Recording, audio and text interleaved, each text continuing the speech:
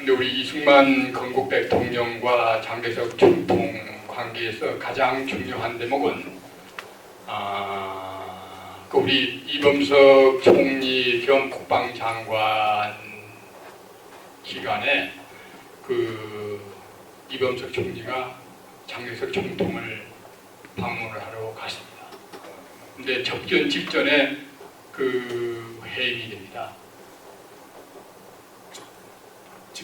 직전에. 네. 그래서 그 당시 이제 우리 여기 주 대만 대사가 이승만 대통령께서 바로 그 특별 지시를 내리게 됩니다.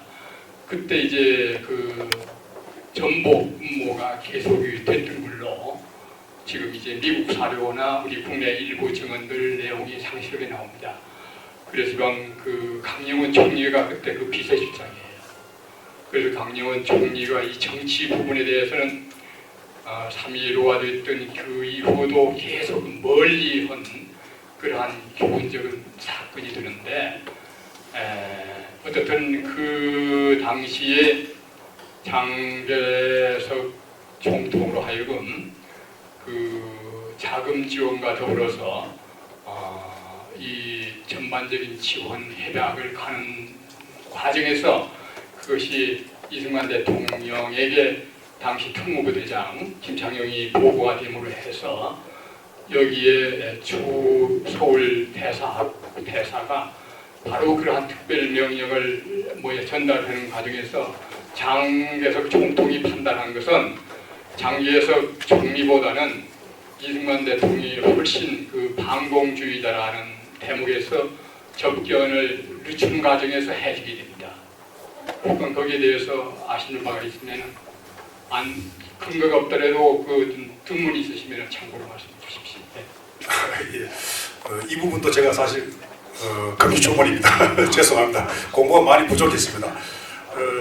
그 방공 부분에 있어서는 그 이승만과 지금 말씀하신 대로 장개석의 어떤 그 반공의 이념을 똑같이 반공 이념의 스펙트럼에 놓을 수 있지만 그 어떤 실행 방식이라든가 동기라든가 궁극적 목적은 뭐 반복이긴 하지만 이런 것들을 좀 아주 세밀하게 은밀하게 한번 파고들어서 한번 비교해 볼 수 있지 않겠느냐는 생각이 듭니다. 그 부분도 지금 국내 그 한국 그 현대 사는 사람들도 해야 되겠지만 저희 그 중국 현대 사는 사람들도 한번 해야 되는데 저는 지금 현재 뭐 양쪽 다를 지금 못 하고 있고 계속 지금 전쟁하는 데만 지금 중국 쪽이 전쟁했는 것만 지금 하다 보니까 그럴 때 그런 쪽에 좀 관심을 가질 그 여유가 없었습니다. 죄송합니다. 앞으로 더 많은 관심을 갖도록 하겠습니다. 아까 말씀하실 때 이승만 박사가 장 총통한테 군수 지원을 부탁했다고 아까 말씀하셨어요. 비행기, 함정, 소총.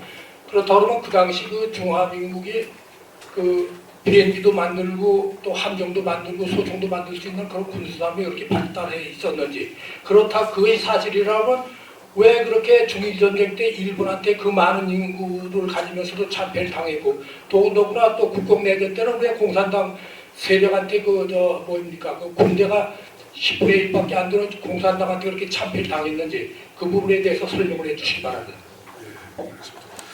첫 번째 그 대만이 중화민국의 그 무기 제조 능력은 제가 알기로는 사실 자체적으로 생산할 수 있는 무기 수준은 뭐 없습니다. 없고 주로 이제 일본군으로부터 노획한 무기, 그 다음에 이제 그 미국으로부터 지원받은 것들입니다.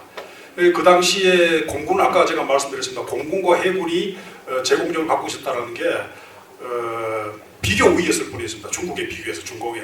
그 당시 중공은 전투기하고 또 해군 함정은 한 대도 없었습니다. 그러다 보니까 잠시 비교 우위를 가질 수 있었을 뿐이지 국내에서 자체적으로 무기를 생산하고 특히 함정과 항공기는 전혀 그런 엄두를 못 낼 그런 수준이었습니다. 그런데 왜 그러면 이 사실을 이승만이 모를 리가 없을 것 같은데 이것들을 요청을 했냐 하면 제가 보기에 아마 실제로 그건 지원을 받을 수 있는 것을 생각해서, 왜냐하면 당시에 국민정부는 무기라든가 이런 지원을 받았긴 했지만은 상당히 그 양이 많았습니다. 보유량이 많았고 그게 하나 있었고 실제로 받을 수 있는 그런 가능성이 있었을 거고, 두 번째는 이건 제가 추측인데 아마 미국을 자극을 해서 미국으로부터 실제적인 무기 지원을 더 받으려고 했지 않았냐라는 건 하나의 정책적인 그런 그 뭐 제스처가 아닌가라는 그런 판단이 듭니다. 그다음 두 번째 그 많은 그 중국 국민당이 그 많은 무기와 뭐 말을 갖고 있었지만 왜 그 참패를 당했느냐라는 장면은 이건 뭐 역사에서 우리 그 중국에서 잘 밝혀진 사실인데 여러 가지 차원에서 이야기할 수 있습니다. 국가 정책이나 리더십이라든가 혹은 또 실제 어떤 전투를 하게 되는 과정에서 군사력. 요즘은 또 전쟁이라는 게 단순한 군사력만 갖고 승패가 결정되는 게 아니지 않습니까? 그 당시에도 상당히 이 부분이 적용될 것 같은데 무엇보다 일단 중국은 워낙 넓다 보니까 이 장개석이가 전체를 다 총괄할 수 있는 그를 못했습니다. 사실 각지의 여러 세력들이 이름은 군벌이 아니지만 사실 군벌적 그 행태를 갖고 있는 여러 정치 세력들이 마치 청일전쟁 때 북왕의 함대하고 남양의 함대가 일본하고 붙을 때 남양 함대를 팔짱 끼고 수수방관했듯이 중국의 그 국민당의 대일항전에 적극적으로 가담했는 세력도 있는가 하면 그렇지 않고 자기 세력을 온전하는 데 급급했던 세력도 있고 또 그 내부적으로는 일단 국민당 관료들이 상당히 부패했다는 거 이건 뭐 부정할 수 없는 사실입니다. 굉장히 부패하다 보니까 사실 이 장개석이 위에 그 자기가 아무리 청렴하게 뭘 한다 하더라도 이 정책들이 밑으로 정말 이 지하수 스며듯이 쭉 스며들어서 특히 전시에서는 일치 항의를 해야 되는데 그렇지 못하고 전부 자기 그 보시주의에 상당히 급급했다. 이런 부분들이 어떤 전쟁에 있어서의 국방력 혹은 전투력을 형성시키지 못했던 부분이 아닌가. 또 이외에도 여러 가지로 이야기할 수 있습니다. 뭐 일본에 상대적으로 일본이 중국보다 우위에 있었던 그런 부분까지도 같이 고려해서 종합적으로 판단해서 중국이 졌다라고 이야기되지 중국만 이렇게 못했으니까라고 하는 것은 제가 바람직지 않다라는 생각이 듭니다.